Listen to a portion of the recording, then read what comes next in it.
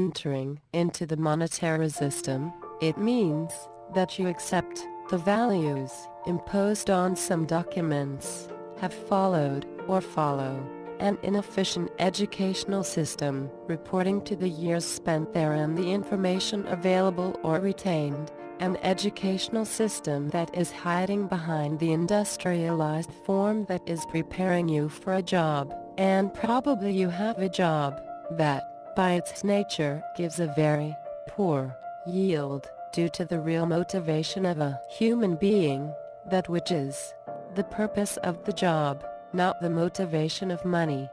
Now that you are part of the monetary system, let's analyze these ideas, situations that are created or perpetuated by it.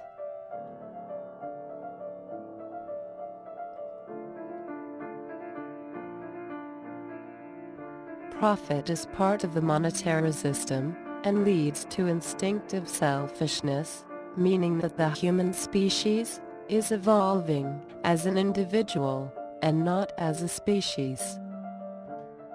All laws come into existence because of scarcity. When there's scarcity of water, people will steal it, remove it, if not for themselves, for their children. So all the laws in the world, but if you don't want people to steal water, you build an electric fence around the water. See?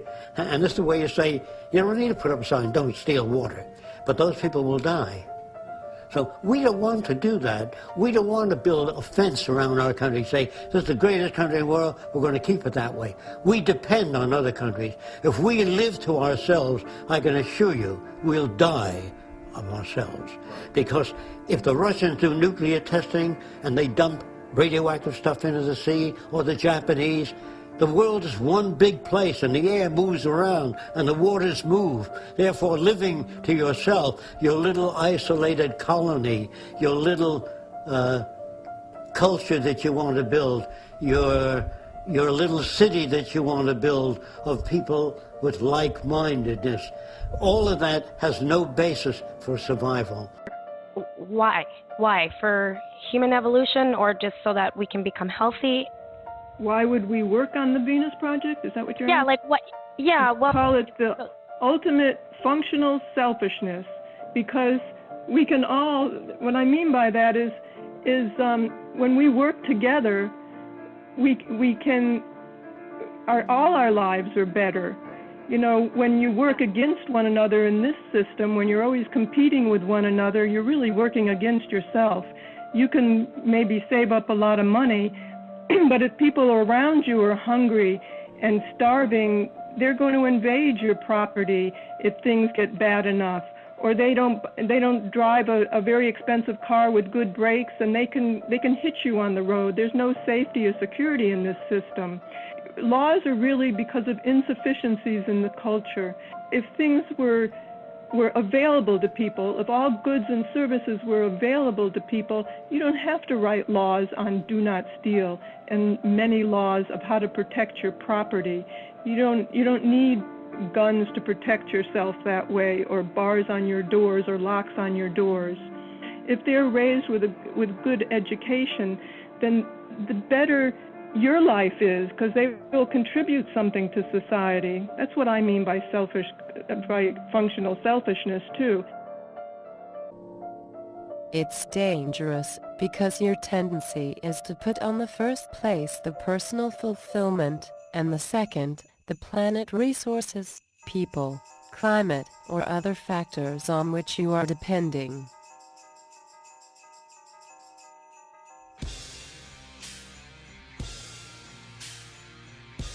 To get rid of profit, it should be producing abundance.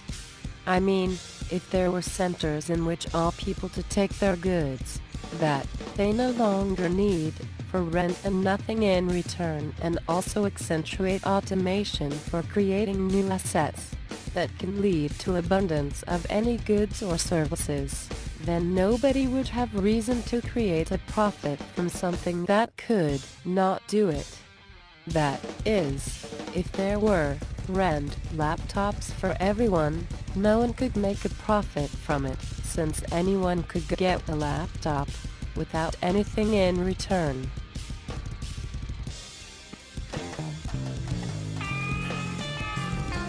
Most of us don't own everything we need. Cindy, for instance, wants to throw a party tonight. But she doesn't have enough furniture. She needs an extra table, some chairs, and a sound system. Cindy wonders where she's going to get all this. Should she buy these things? That would be too expensive. Also, when the party's over, where would she store all this stuff? She might only use those extra things a couple of times a year. Should she rent them? But where can you find such a variety of items for rent? Plus, if she does find them for rent, it'll still cost her. And the rental place could be closed if it's a holiday or a Sunday. Why not borrow these items? That would be free. And then Cindy wouldn't need to store them anywhere. And it's doable even on a Sunday. Great. But who will Cindy borrow from? Should she call everybody in her phone book, not knowing if she'll find what she's looking for? There is a solution, and it's called happysharing.com. Cindy can go on happysharing.com and post a list of what she needs. On happysharing.com, Cindy will view what she can borrow from her friends, family, and colleagues. On happysharing.com, each user can show what he's ready to lend to friends, neighbors, family, and colleagues. It's just one click away. Think of all the things you can use and have access to, without having to pay for it. thanks to happysharing.com. Such a solution does not lead anywhere in the monetary system because it is based on cyclical consumption.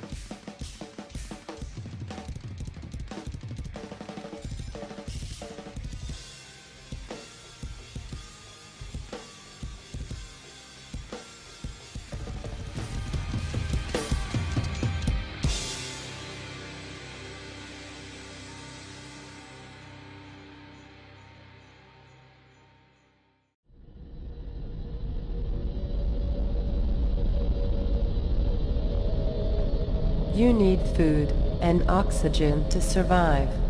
If you are focusing on the personal accomplishment, that is, your status in the monetary system, you can omit the laws of nature and your connections with oxygen, by air pollution, poor quality food, by food or water that has become an industry.